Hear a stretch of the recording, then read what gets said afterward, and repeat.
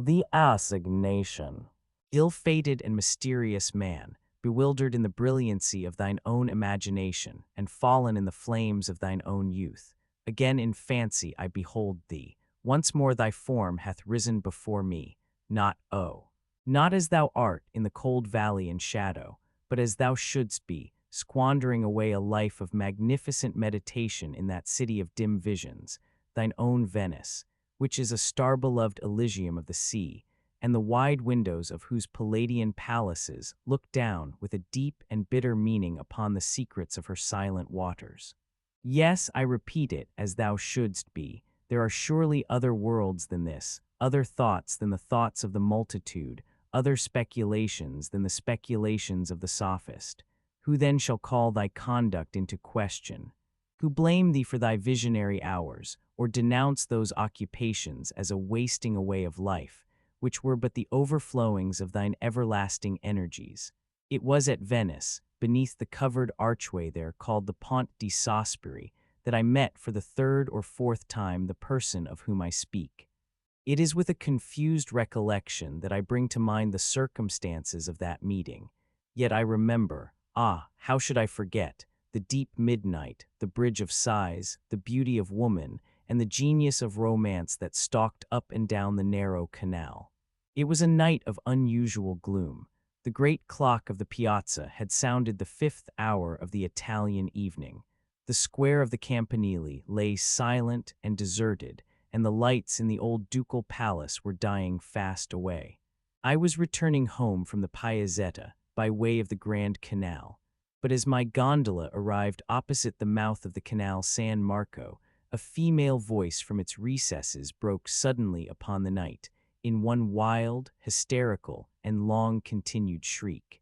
Startled at the sound, I sprang upon my feet, while the gondolier, letting slip his single oar, lost it in the pitchy darkness beyond a chance of recovery, and we were consequently left to the guidance of the current, which here sets from the greater into the smaller channel.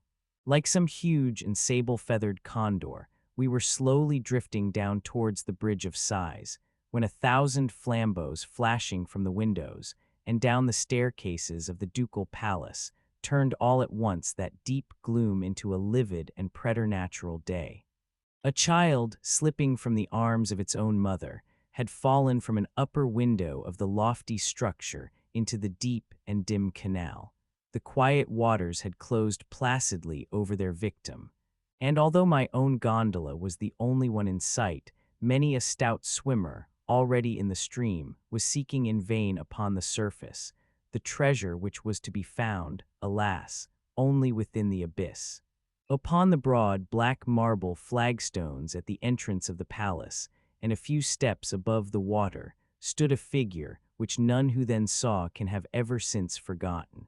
It was the Marchesa Aphrodite, the adoration of all Venice, the gayest of the gay, the most lovely where all were beautiful, but still the young wife of the old and intriguing Mentoni, and the mother of that fair child, her first and only one, who now, deep beneath the murky water, was thinking in bitterness of heart upon her sweet caresses, and exhausting its little life in struggles to call upon her name. She stood alone. Her small, bare, and silvery feet gleamed in the black mirror of marble beneath her. Her hair, not as yet more than half loosened for the night from its ballroom array, clustered, amid a shower of diamonds, round and round her classical head, in curls like those of the young hyacinth. A snowy white and gauze-like drapery seemed to be nearly the sole covering to her delicate form, but the midsummer and midnight air was hot, sullen, and still, and no motion in the statue-like form itself stirred even the folds of that raiment of very vapor which hung around it as the heavy marble hangs around the Niobe. Yet, strange to say, her large, lustrous eyes were not turned downwards upon that grave wherein her brightest hope lay buried, but riveted in a widely different direction. The prison of the old Republic is, I think, the stateliest building in all Venice, but how could that lady gaze so fixedly upon it, when beneath her lay stifling her only child? Yon dark, gloomy niche, too, yawns right opposite her chamber window. What, then, could there be in its shadows, in its architecture, in its ivy-wreathed and solemn cornices, that the Marchesa di Mentoni had not wondered at 1,000 times before. Nonsense, who does not remember that, at such a time as this, the eye, like a shattered mirror, multiplies the images of its sorrow, and sees in innumerable far-off places the woe which is close at hand. Many steps above the Marchesa, and within the arch of the water gate, stood, in full dress, the satyr-like figure of Mentoni himself. He was occasionally occupied in thrumming a guitar, and seemed ennuyé to the very death, as at intervals he gave directions for the recovery of his child. Stupefied and aghast, I had myself no power to move from the upright position I had assumed upon first hearing the shriek, and must have presented to the eyes of the agitated group a spectral and ominous appearance, as with pale countenance and rigid limbs I floated down among them in that funereal gondola. All efforts proved in vain. Many of the most energetic in the search were relaxing their exertions and yielding to a gloomy sorrow. There seemed but little hope for the child. How much less than for the mother? But now, from the interior of that dark niche which has been already mentioned as forming a part of the old Republican prison, and as fronting the lattice of the Marchesa, a figure muffled in a cloak stepped out within reach of the light, and pausing a moment upon the verge of the giddy descent, plunged headlong into the canal. As in an instant afterwards, he stood with the still living and breathing child within his grasp, upon the marble flagstones by the side of the Marchesa. His cloak, heavy with the drenching water, became unfastened, and falling in folds about his feet, discovered to the wonder-stricken spectators the graceful person of a very young man, with the sound of whose name the greater part of Europe was then ringing. No word spoke the deliverer, but the Marchesa. She will now receive her child, she will press it to her heart, she will cling to its little form and smother it with her caresses. Alas! Another's arms have taken it from the stranger, another's arms have taken it away, and borne it afar off, unnoticed, into the palace. And the Marchesa, her beautiful lip trembles. Tears are gathering in her eyes, those eyes which, like Pliny's acanthus, are soft and almost liquid. Yes, tears are gathering in those eyes, and see, the entire woman thrills throughout the soul, and the statue has started into life. The pallor of the marble countenance, the swelling of the marble bosom, the very purity of the marble feet, we behold suddenly flushed over with a tide of ungovernable crimson. And a slight shudder quivers about her delicate frame, as a gentle air at Napoli about the rich silver lilies in the grass. Why should that lady blush? To this demand there is no answer, except that, having left, in the eager haste and terror of a mother's heart, the privacy of her own boudoir, she has neglected to enthrall her tiny feet in their slippers, and utterly forgotten to throw over her Venetian shoulders that drapery which is their due. What other possible reason could there have been for her so blushing, for the glance of those wild, appealing eyes, for the unusual tumult of that throbbing bosom, for the convulsive pressure of that trembling hand, that hand which fell, as Mentoni turned into the palace accidentally, upon the hand of the stranger? What reason could there have been for the singularly low tone of those unmeaning words which the lady uttered hurriedly in bidding him adieu? "Thou hast conquered," she said, or the murmurs of the water deceived me. "Thou hast conquered, 1 hour after sunrise, we shall meet, so let it be." The tumult had subsided, the lights had died away within the palace, and the stranger, whom I now recognized, stood alone upon the flags. He shook with inconceivable agitation, and his eye glanced around in search of a gondola. I could not do less than offer him the service of my own, and he accepted the civility. Having obtained an oar at the water gate, we proceeded together to his residence, while he rapidly recovered his self-possession and spoke of our former slight acquaintance in terms of great apparent cordiality. There are some subjects upon which I take pleasure in being minute. The person of the stranger, let me call him by this title, who to all the world was still a stranger, the person of the stranger is one of these subjects. In height he might have been below rather than above the medium size. although there were moments of intense passion when his frame actually expanded and belied the assertion. The light, almost slender symmetry of his figure promised more of that ready activity which he evinced at the Bridge of Sighs than of that Herculean strength which he has been known to wield without an effort, upon occasions of more dangerous emergency. With the mouth and chin of a deity, singular, wild, full, liquid eyes, whose shadows varied from pure hazel to intense and brilliant jet, and a profusion of curling black hair, from which a forehead of unusual breadth gleamed forth at intervals all light and ivory. His were features than which I have seen none more classically regular, except perhaps the marble ones of the Emperor Commodus. Yet his countenance was, nevertheless, one of those which all men have seen at some period of their lives, and have never afterwards seen again. It had no peculiar, it had no settled predominant expression to be fastened upon the memory. A countenance seen and instantly forgotten, but forgotten with a vague and never-ceasing desire of recalling it to mind.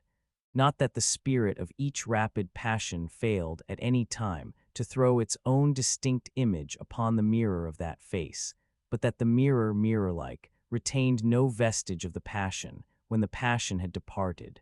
Upon leaving him on the night of our adventure, he solicited me, in what I thought an urgent manner, to call upon him very early the next morning. Shortly after sunrise, I found myself accordingly at his palazzo, one of those huge structures of gloomy yet fantastic pomp, which tower above the waters of the Grand Canal in the vicinity of the Rialto.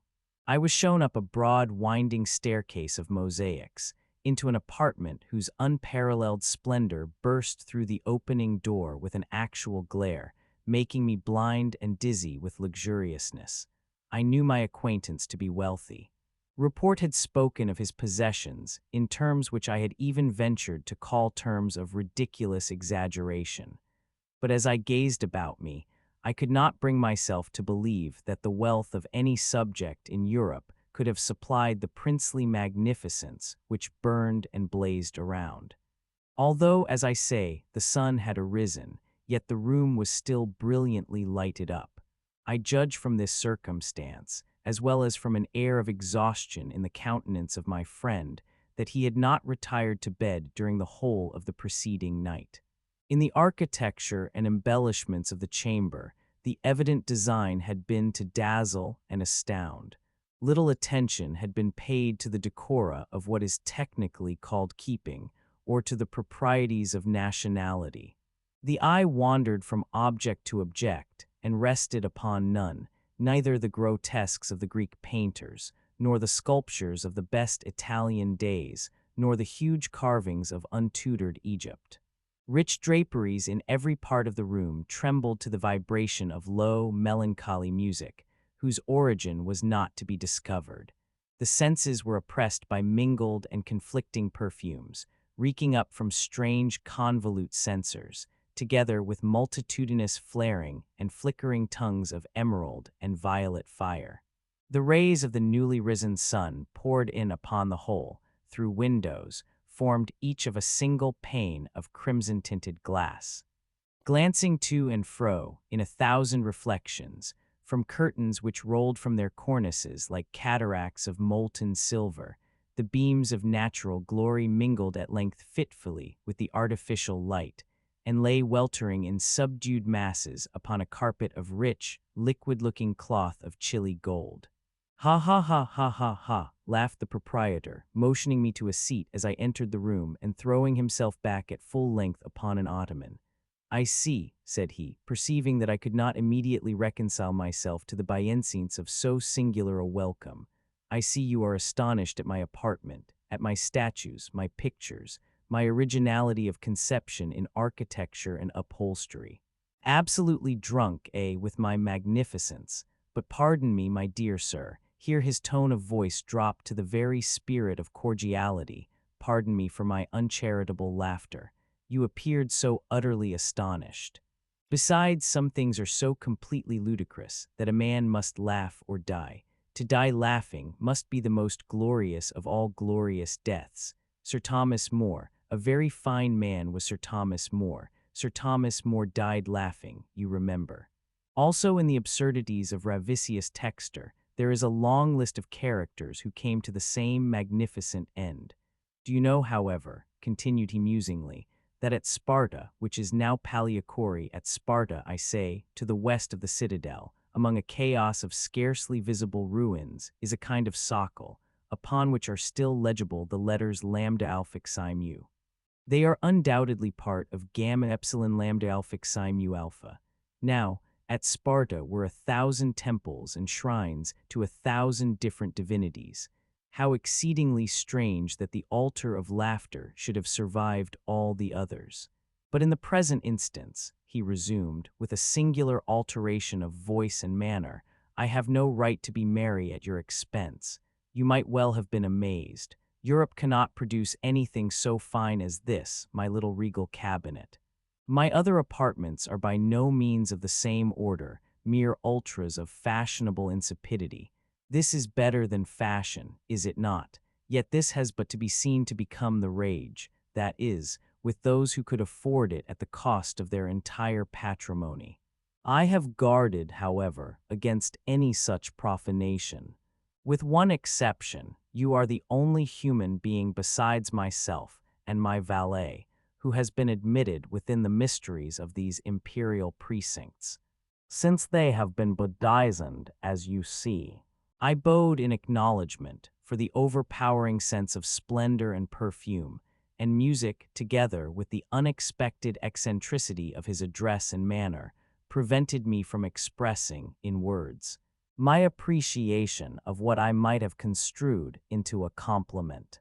Here, he resumed, arising and leaning on my arm as he sauntered around the apartment, here are paintings from the Greeks to Cimabue, and from Cimabue to the present hour. Many are chosen, as you see, with little deference to the opinions of virtue. They are all, however, fitting tapestry for a chamber such as this. Here, too, are some chefs d'oeuvre of the unknown great. And here unfinished designs by men, celebrated in their day, whose very names the perspicacity of the academies has left to silence and to me. What think you, said he, turning abruptly as he spoke, what think you of this Madonna della Pieta? It is Guido's own, I said, with all the enthusiasm of my nature, for I had been poring intently over its surpassing loveliness. It is Guido's own. How could you have obtained it? She is undoubtedly in painting what the Venus is in sculpture.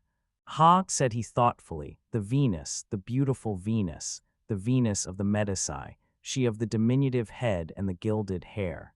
Part of the left arm, here his voice dropped so as to be heard with difficulty, and all the right are restorations, and in the coquetry of that right arm lies, I think, the quintessence of all affectation. Give me the Canova. The Apollo, too, is a copy. There can be no doubt of it, blind fool that I am, who cannot behold the boasted inspiration of the Apollo. I cannot help, pity me, I cannot help preferring the Antinous. Was it not Socrates who said that the statuary found his statue in the block of marble?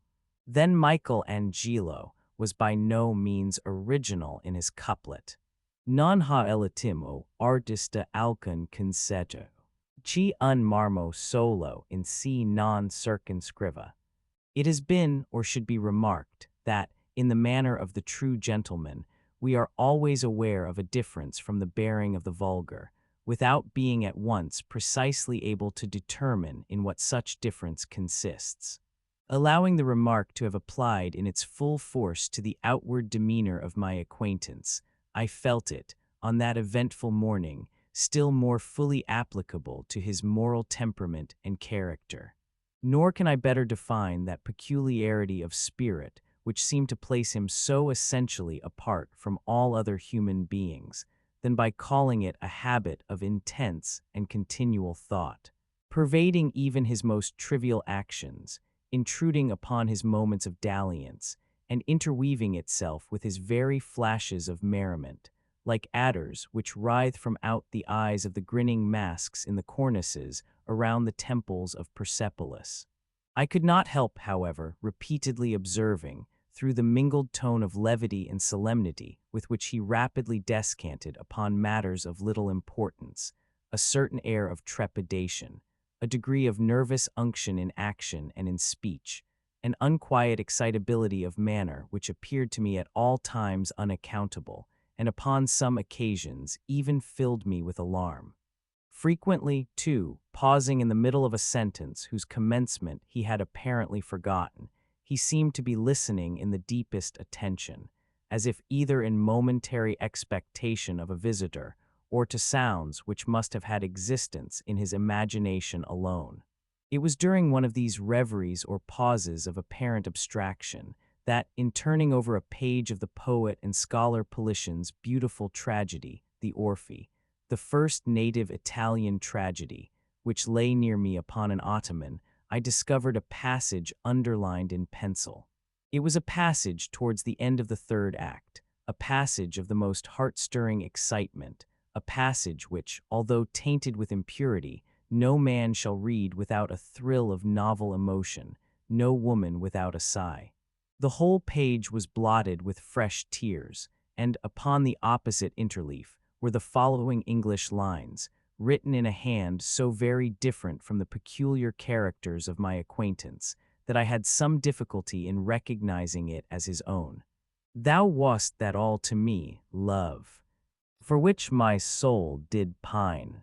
A green isle in the sea, love, a fountain and a shrine, all wreathed with fairy fruits and flowers. And all the flowers were mine. Ah, dream too bright to last, ah, starry hope that didst arise. But to be overcast, a voice from out the future cries, onward but o'er the past. Dim gulf my spirit hovering lies, mute motionless, aghast. For alas, alas, with me, the light of life is o'er, no more, no more, no more. Such language holds the solemn sea. To the sands upon the shore shall bloom the thunder-blasted tree, or the stricken eagle soar. Now all my hours are trances, and all my nightly dreams are where the dark eye glances, and where thy footstep gleams.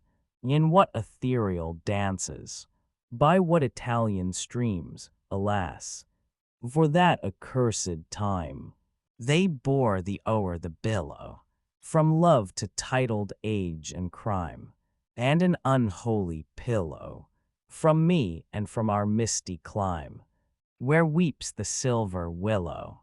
That these lines were written in English, a language with which I had not believed their author acquainted, afforded me little matter for surprise.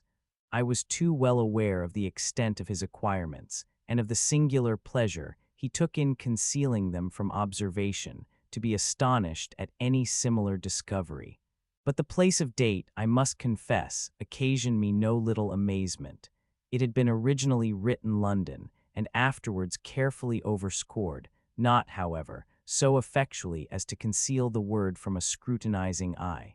I say this occasioned me no little amazement, for I well remember that, in a former conversation with a friend, I particularly inquired if he had at any time met in London the Marchesa di Mentoni, who for some years previous to her marriage had resided in that city, when his answer, if I mistake not, gave me to understand that he had never visited the metropolis of Great Britain.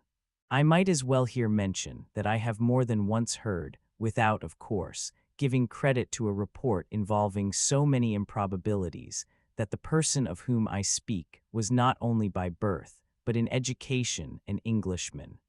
There is one painting, said he, without being aware of my notice of the tragedy, there is still one painting which you have not seen, and throwing aside a drapery, he discovered a full-length portrait of the Marchesa Aphrodite.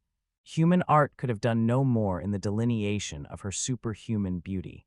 The same ethereal figure which stood before me the preceding night upon the steps of the ducal palace stood before me once again.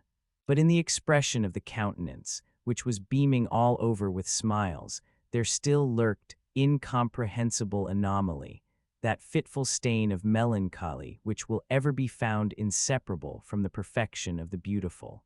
Her right arm lay folded over her bosom, With her left, she pointed downward to a curiously fashioned vase. One small, fairy foot, alone visible, barely touched the earth, and scarcely discernible in the brilliant atmosphere which seemed to encircle and enshrine her loveliness, floated a pair of the most delicately imagined wings. My glance fell from the painting to the figure of my friend, and the vigorous words of Chapman's Bussy d'Amboise quivered instinctively upon my lips. He is up.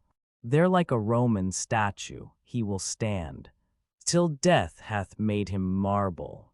Come, he said at length, turning towards a table of richly enameled and massive silver, upon which were a few goblets fantastically stained, together with two large Etruscan vases, fashioned in the same extraordinary model as that in the foreground of the portrait, and filled with what I supposed to be Johannisberger.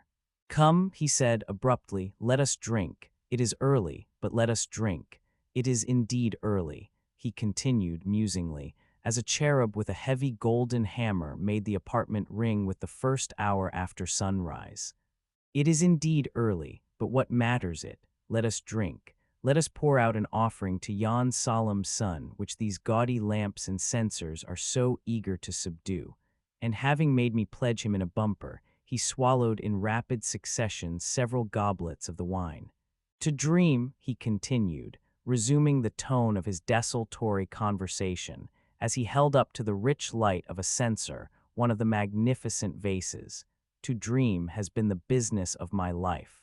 I have therefore framed for myself, as you see, a bower of dreams. In the heart of Venice could I have erected a better. You behold around you, it is true, a medley of architectural embellishments. The chastity of Ionia is offended by antediluvian devices, and the sphinxes of Egypt are outstretched upon carpets of gold. Yet the effect is incongruous to the timid alone. Proprieties of place, and especially of time, are the bugbears which terrify mankind from the contemplation of the magnificent. Once I was myself a decorist, but that sublimation of folly has palled upon my soul. All this is now the fitter for my purpose. Like these arabesque censers, my spirit is writhing in fire, and the delirium of this scene is fashioning me for the wilder visions of that land of real dreams whither I am now rapidly departing. He here paused abruptly, bent his head to his bosom, and seemed to listen to a sound which I could not hear. At length, erecting his frame, he looked upwards, and ejaculated the lines of the Bishop of Chichester, "Stay for me there, I will not fail to meet thee in that hollow vale." In the next instant, confessing the power of the wine, he threw himself at full length upon an ottoman. A quick step was now heard upon the staircase, and a loud knock at the door rapidly succeeded.